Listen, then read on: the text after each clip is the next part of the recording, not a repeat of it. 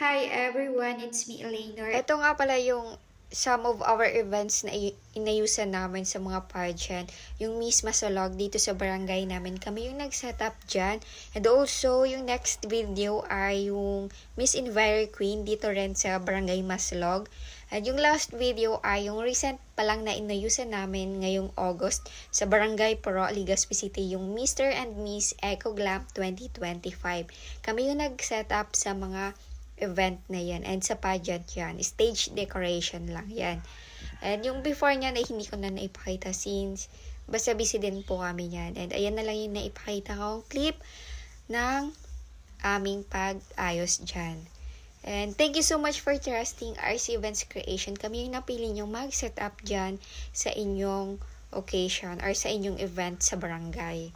Kaya thank you so much po. Mga taga-Albay dyan na nanunood dito sa aking YouTube channel ko, ano pang inaantay nyo? Magpa-decor na kayo sa RC Events Creations. RC Events Creation, we create and you celebrate. So yun lang for today's video. Thank you for watching and please don't forget to subscribe on my YouTube channel for more videos. Thank you po!